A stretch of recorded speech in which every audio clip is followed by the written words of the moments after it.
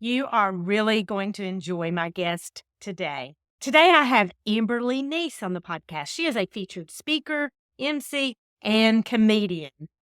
She lives in Prescott, Arizona, and she is the author of several books: Untangling Faith, Friendship, Initiative, Common Ground, and Belonging Project. And I can tell you from personal experience that she doesn't just talk about connection, she lives it. I'm Dr. Vicki Petz Casper. I practiced obstetrics and gynecology for 20 years until I landed on the other side of the sheets as a very sick patient. When my own body betrayed me, I took a handful of pills to manage my disease and another handful to counteract the side effects. My health was out of control. Through surgery, medications, and lots of prayers, I regained my strength only to face another diagnosis. My doctor challenged me to make radical changes through lifestyle medicine. Now I feel great and I want to help you make changes that make a difference.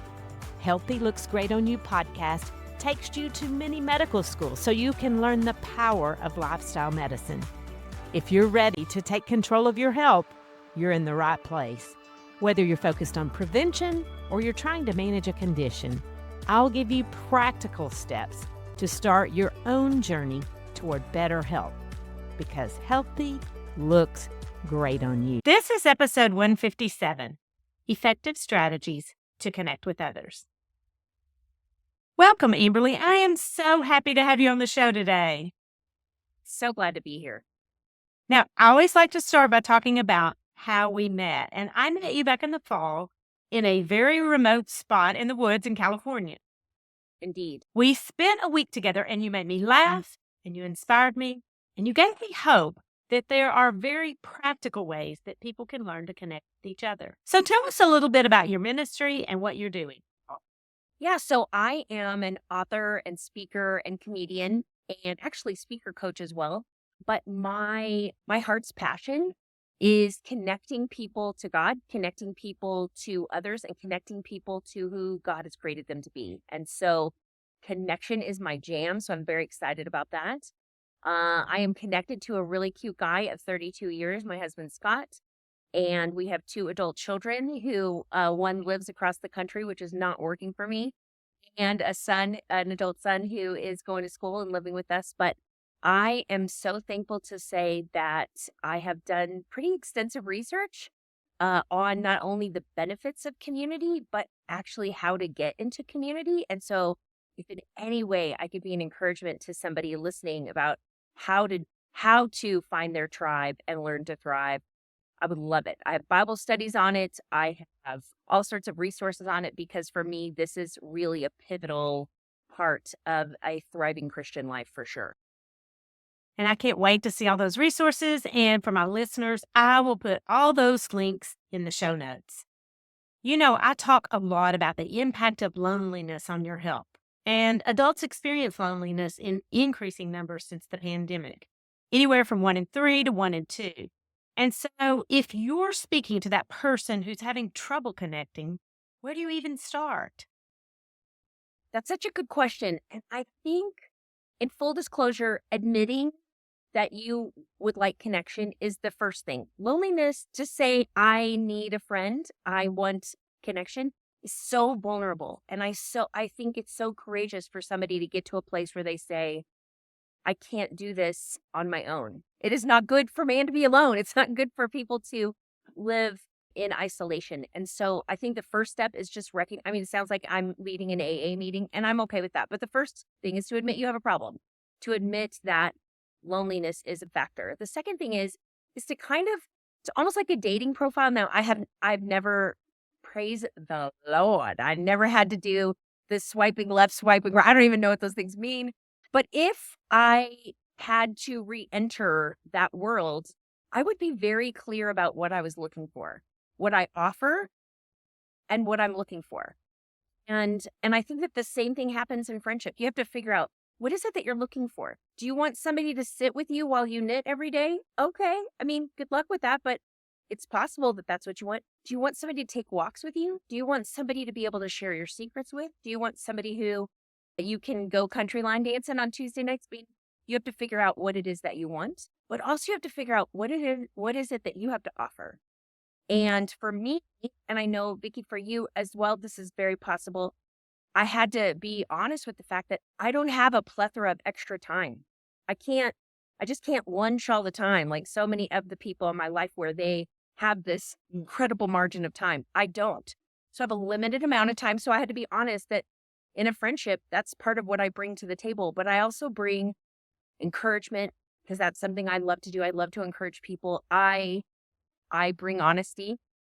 Some people can't handle the truth, but so I'm looking for friends who can handle the truth. And not only that, I'm looking for friends who are what I call love and shove friends, which are people who love me where I'm at, but shove me to greater things and want the best for me. And when I'm not doing what's best for me, that they love me enough to say, girl, cut it out.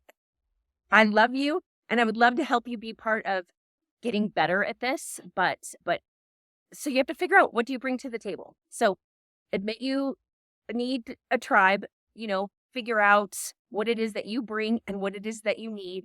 And then this sounds like such an old school kind of sage thing, but go to the need, which means figure out something you're passionate about, something that makes your teeth itch when you think about it. Think it's something that makes you passionate, good or bad, and then be part of the solution. And in doing so, you will find people with equal passion for the things you're passionate about. If it's hiking, if it's women's rights, if it's whatever it happens to be, if it's feeding the homeless, find the need and go there. And I promise you, you will find people who are like-minded, maybe not perfect, run off into the sunset best friends, but you'll find people who are like-minded and you'll be reminded of the power of community. You are spot on with vulnerability because, like you, I'm an extrovert. I think we've established that. But during the years of the pandemic, I experienced the most loneliness that I have ever felt in my entire life. And it was extremely painful. And it was good to admit it. And I remember I wrote in a blog post one time and I said, I'm lonely. And it felt shameful almost. 100%. I mean, the word lonely has one in it. To say I'm by myself feels so difficult. However, I love that in many translations of the Bible, it said that Jesus went to lonely places, meaning he felt like, man, he had perfect connection with the Father, and yet he felt like, man, nobody kind of understands my plight right now. And I think we all have those. We all have those seasons where you're like, wow, I am knee high in whatever it is I'm going through, and I don't feel like anybody understands this, but you're not alone. That's the first thing I'm going to say. You're not alone. But the other thing is, I truly believe, and the brilliant doctor in you, I'm sure is going to talk about this later on. Your intro is going to talk about this particular thing. But I truly believe all the brain research, all of the physiological research says we are wired to connect with others. We are literally fashioned to be stronger in number. And no matter what your ideology is as far as where we came from and how we got here, community was a vital part of all of that. And so I think to recognize that you need other people, it means you get to a place of humility that you're probably better to be with anyway. If you didn't feel like you needed people, probably why you don't have people, because nobody wants to be with you. But if you get to a place where you say, I could use some help in this area, what a beautiful invitation for others to get there. And as you said, the statistics are staggering. Before COVID, January of 2020, more than half of Americans admitted to being lonely, and 61% or something like that said they don't have anybody to tell a secret to. So Sister Sledge, you and I were not the only ones that were feeling lonely during COVID. Yeah. And I think it's gotten worse, honestly. I think COVID actually exacerbated an already difficult situation. I do too, but I think it did shine a spotlight on it. And I also wanted to tell you that I've never felt my teeth itch before, so I don't really know exactly what that means. But I do think that making connections takes time. And that's one of the frustrations. Oh, absolutely. I mean, yes, absolutely. It does take time. But at the risk of sounding like I'm giving like too broad a statement, anything worth having is worth investing the time in. And so if you say, I don't have time to exercise, but I do have time to die early, right? I mean, that's essentially what I say when I don't exercise. If I want to have all the benefits, and you're going to give us all the medical ramifications of loneliness, and they're crazy. You have to recognize, do I want to do any of those things? It's like the commercials on television when they say, you're going to have clearer skin, but, side effects may include, proclivity to gamble, you want suicidal thoughts. And I think, you know what? I think I'm going to stick with my itchy skin. Thank you so much, right? You have to weigh the consequences. And in this case, the benefits to your health are so profound. It seems almost ridiculous that we would say, I don't have time for friends. You may think that. You may look at your calendar and think that. But I would like to say, I think that you need to make the time. You need to prioritize it because you need to prioritize you and your, So I don't have the medical degree. I just have a lot of mileage on my friendship vehicle and have made tons of mistakes and would like to say my life is richer because of the people that I've opened my heart to and opened my calendar to as well. That is so true. And it's not just your physical health, it's also your mental health and your spiritual health. And I love that you talk about what we have to give to a friendship because let's be honest, some people can be a drain. True. And, my mom used to say to me, baby girl, there are the two types of people, givers and takers, which is a kind of jaded to do. So can I tell you the sweetest story? I love this so much. So for my last birthday, I think it's the best birthday I've ever had. Okay. So I'm 55. I just turned 55. So I'm finally the speed limit. Excited about that.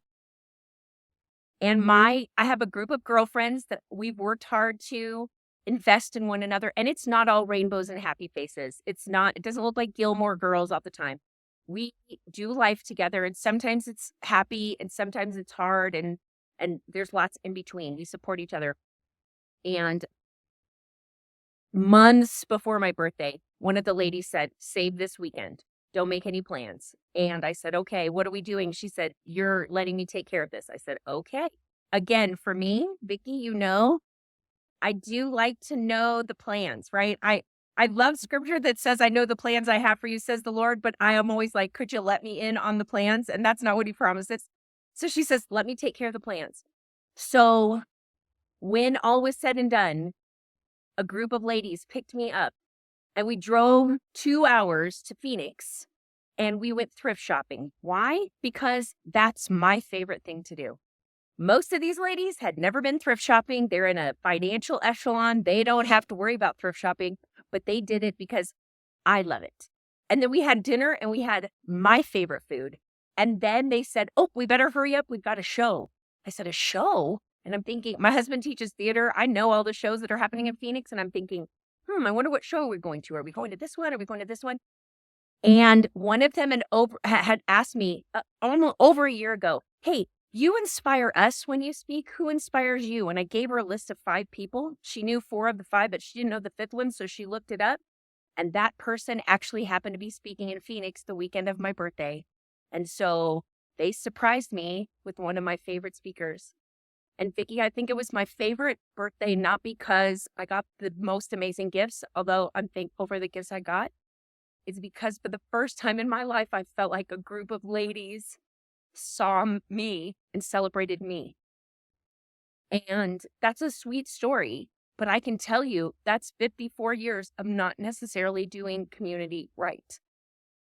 But they, however that happened, they felt like I see them and I celebrate them. And so that's what they wanted to do for me. And seriously, sweetest birthday ever. But again, long time coming. I made a lot of friendship mistakes. I've dropped the friendship ball a lot and I've hurt people and I've had to make amends for that. So I'm thankful that there is hope. There is hope for all of us, even those weirdos who like thrift shopping, and I'm so thankful for that. That is so beautiful. And I think it demonstrates what we talked about earlier, and that is vulnerability. You have to have vulnerability to have a true relationship. Totally. Got it. As you know, I think you and I spend enough time. You're the master at this, but I'm a Padawan learner on this.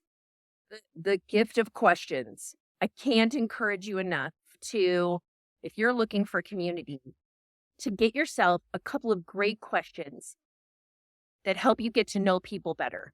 And what's so funny is that people are like, Amberly, you're such a great conversationalist. And I'm like, no, I just ask good questions and you brought the conversation.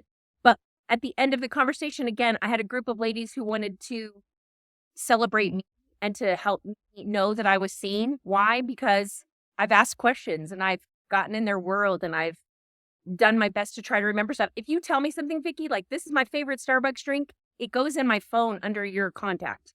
And if I ever want to meet you, I look up your Starbucks order and I bring it to you on the way. And people are like, how do you do this? And I'm like, because of Jesus and Google. I keep all this stuff together so that you feel like I see you. That's so intentional. And I think that that's really important in relationships to be intentional. Totally. Wintentional is what I call it. You know, it sounds like, strategery, as they say on The Office, but the truth is intentional. It does take effort. There's no doubt about it. There is no easy button on community.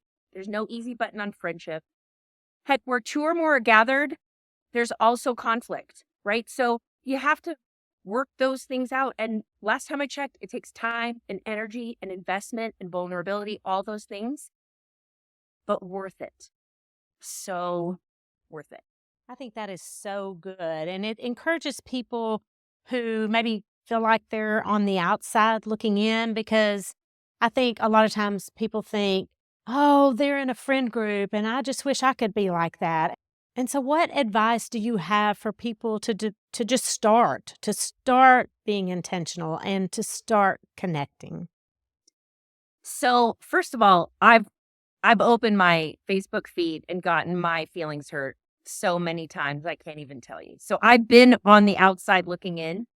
So there's a couple of things. The first one is I've also called people and said, hey, the next time you go to that, let me know. I would love to be a part of that. That looked like so much fun. So again, you're admitting to yourself and another, I could use this. But the second thing is start your own party.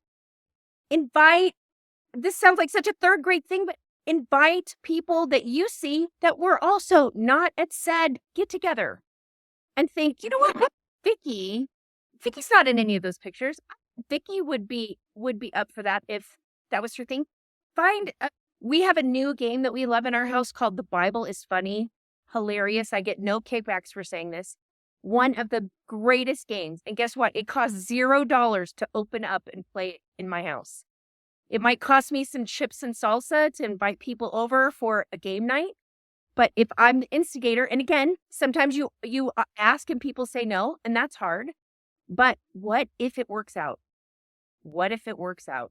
Well, then you've gotten to have chips and salsa with somebody who's choosing to spend time with you. You get to have a great time of games. And then you find out more about them. They find out more about you, and you can figure it out. Again, it's not formulaic because it's people. But that would be what I would say is again, go to the need, be part of that. Speaking of Facebook, and again, social media is such a hotbed. But one thing about Facebook that's fabulous, there is a group for everything.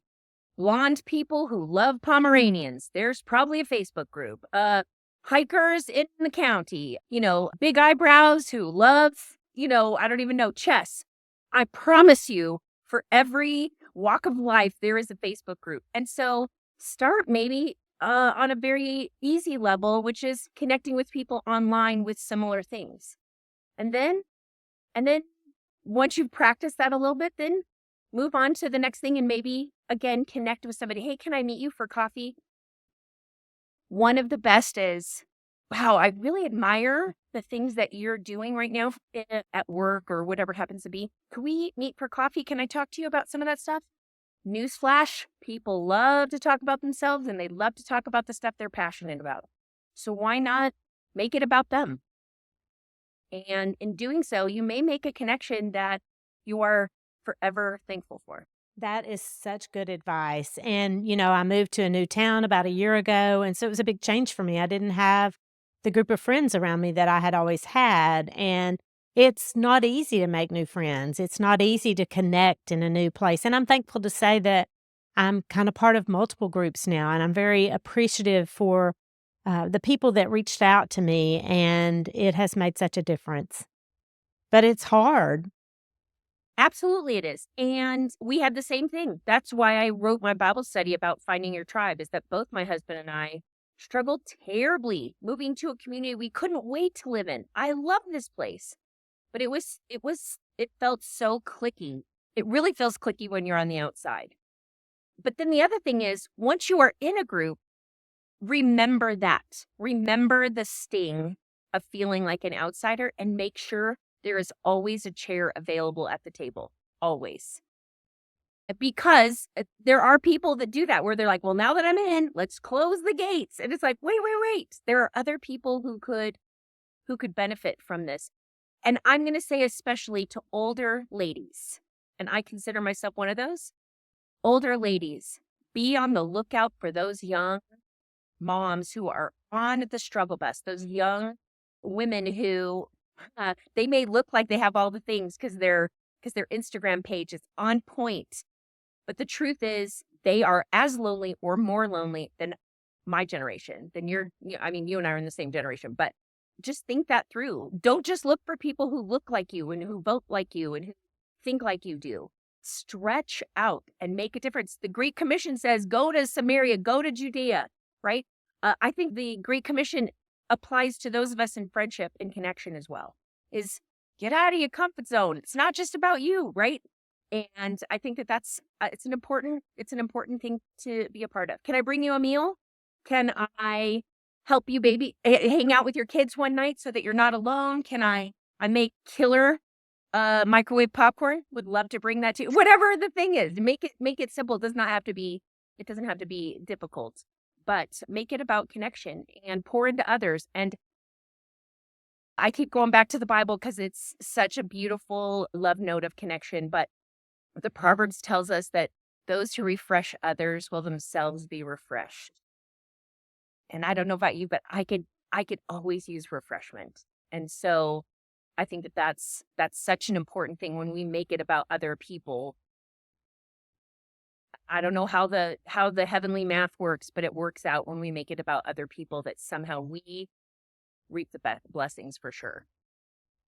Well, that is so incredibly rich. And I have not yet got to experience sitting in the audience with you on the stage, but I hope that that is something that happens in the future. I would love to get you booked to speak in my town and at my church. And for anyone that's interested in having you as a speaker, they can visit your website, and there's a link in the show notes. Absolutely. I would super love that. And we can, if you end up booking me, those of you who are listening, if you book me, just, say that Dr. Vicki sent you, and I will give you the friends and family discount. I love it. Do you have any last words of wisdom for our listeners? My family was watching The Chosen this week, and I know that there's some people that they're not Chosen fans, and that's okay, but they took some creative license that I thought was so brilliant, which is when Jesus was preaching, in order for all the crowds to be able to hear, he would say something and his disciples would just repeat the truth so that everybody could hear. For those who are struggling with loneliness, I just want to encourage them, just continue to speak truth, to repeat the truth right? You don't have to create your own truth. Repeat the truth to not only those that come into your sphere of influence, but also to the person in the mirror. And remind yourself, you are loved. You are chosen. You are beloved. You are fearfully and wonderfully made. And when you begin to do that, I can tell you, people love to be encouraged.